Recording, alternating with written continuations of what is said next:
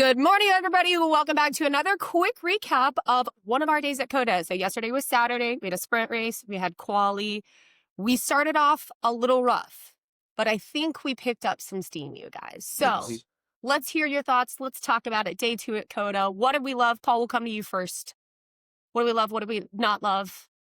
It was a rough morning, but breakfast really picked us up. That breakfast really hit.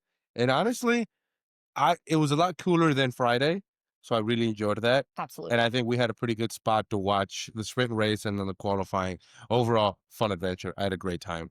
Excellent. I know you wish there was more dirt, though. If you guys didn't see, the wind really picked up yesterday afternoon in Austin, Texas, and it was blowing some dust out there. We have not had rain down here in months, so it was definitely quite dusty, especially at the end of the day when everybody was walking, trying to leave. You could feel it in your teeth and your face, and I was like, the first thing I did when I got home was hit straight in the shower. I needed it. Yeah, I brushed my teeth first when I got home. I literally felt the dirt in my mouth. Yeah, it was awful. That was a lot. Okay, Josh, what about you? Yeah, definitely dirt, dusty, just gnarly conditions sometimes. Like, you can just feel it in your throat. Like, every breath, you're like, this. I heard all this of cough clearing your throats last night throughout the night. This morning was rough. So, yeah, definitely didn't expect that. I guess I hadn't really considered, Texas dirt being giving you a true big thing. Texas experience. Yeah, but yesterday was a lot of fun. We had a decent spot to sit and watch. We had several good corners to look at. Saw Isaac Hadjar's misfortunes right there. And felt it more than anything. It was, my you God. heard that. It was very loud. Yeah. Yeah, it sounded like he smoked the barrier a lot harder than it looked like on a replay. So it just shows you all all the mass and inertia going into a wall. Does make a big sound. So that was really neat for us, not for him so much. Oh, yeah. But, really cool spot there. And we met some cool people too. Handed out a lot of stickers. Oh, yeah. Met some cool people. I even saw some people scanning the QR code right in front of us. So I love it. That's awesome. I love it. Yeah. I mean, we're going to be out there again today. We're going to try and find another good spot today. We'll post where we are. But let's talk about some of the action from yesterday. Let's talk sprint race. Lap 1, turn 1. Spicy. We saw chaos right from the jumps.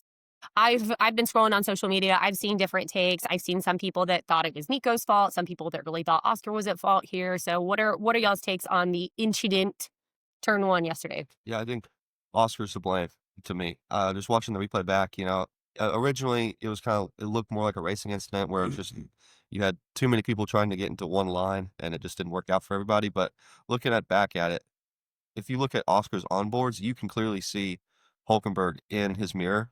So there's no way that he didn't know he was there. 100%. And when he cut back under, there was nowhere for him to go unless it was either into Hulkenberg. And even if that move worked out and Hulkenberg backed out for some reason, he still would have made contact with Alonso. So I just don't think that move was very well thought out for Oscar. And I think too aggressive. His move contributed directly to the end of McLaren's race as well as Alonso's. Yeah. We knew he was going to come into this weekend aggressive, but I thought that was a little too aggressive. Yeah, looking back at it, it was Oscar's fault. I think, we all said that we thought Oscar would come in trying to prove a point this weekend after what happened in Singapore. We heard their media stuff the other day about there have been repercussions and things are falling back in order, and it is just what it is. But I do expect that Oscar will come into today a little bit more level-headed. I think, well, he has to. He's 6. You don't have much of a choice. He's got a lot of work to do, and he can't make it up in first lap. And his qualifying position was not amazing. He's what, 6th? 6th. Yeah. So I mean, he's going to have to be level-headed as all get out today. I was trying to pull up. I took pictures of our predictions, but now I can't find it. So we made some predictions going into this weekend, and I know that for some of us, we're doing quite well so far, especially you, Josh. I know, Josh, you had Max winning. And then Oscar, and then Lando, I believe, right? Okay, and then I think I had Lando winning, then Oscar, then Max. I had Oscar, George, Lando. Yeah, so we've got, so here, I'm just going to go get it. It's right here. It's 5 steps away. I definitely think Max has got the best shot at winning this. 100%. The Red Bull looks... Okay, I have Oscar, Lando, Max. Yeah, so we have Max, Lando, Oscar, and you had Yuki placing 6th or better. Paul, you had Oscar, George, Lando, 1 Williams, 1 Haas in the points. I had Oscar, Lando, Max, and Haas in the points. So I think the safe bet for this weekend is going to be Max. That car just looks way too quick. Oh my God. And he is on a heater. And when Max is on a heater like this, you never walk away from the table. And looking at the gap in the qualifying times, I mean, he's got what, three tenths off the next best spot. So I mean, he's well ahead right now as far as pace goes. I think that's going to get exacerbated over 60 laps. I see Max pulling if anything from today is repeated from yesterday. Like, I think if Max can have a clean start and get away, I think we're going to see that 2, 3, 4, 5. Yeah. I hope there's not a racing incident today, but I mean, it brought us a lot of excitement yesterday, but I think I could see it being. Ferrari has some pace this weekend. Yeah. I mean, Charles somehow drugged his little red car into a good qualifying position. Yeah. So we'll see.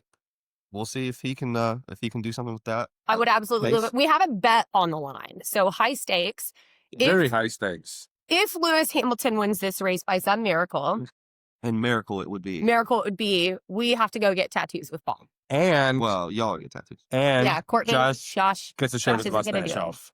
Yeah, that's the trade-off, is that Josh has to shave his mustache off, but me and Paul will get tattoos. Yes. So. Yes. Also, can we not forget Lance Stroll got a 5-grid pit penalty for crashing into Oliver. Okay, but Lance deserved that. No, I had him to win it all secretly. No, you didn't. No, I didn't. We know you hate Lance.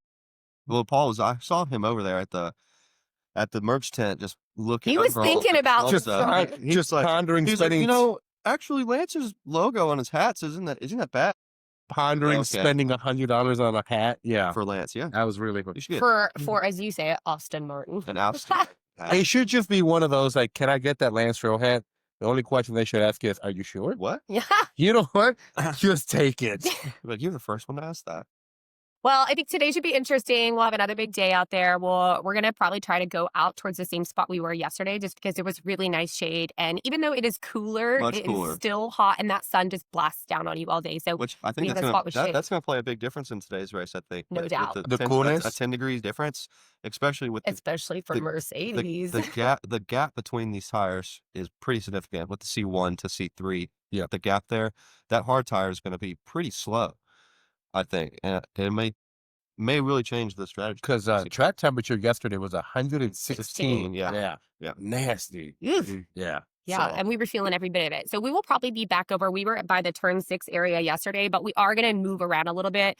We talked about maybe starting over at the turn 6 area and then moving back maybe over to the other side of the track down the straight to be able to see some of the turns and then move over to some of the high-speed action. So we'll post where we are. We will have lots more stickers to be handing out for you guys today. Any closing thoughts for getting ready for Friday race day? I'm super excited to get this off, just to hear all those cars roaring at the exact same time. Absolutely. I'm pumped. Yep.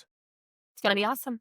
So if you see us out there, come say hey. We'd love to give you a sticker. Love to meet you. Love to chug a beer with you. And everybody have fun today. Bye, you guys.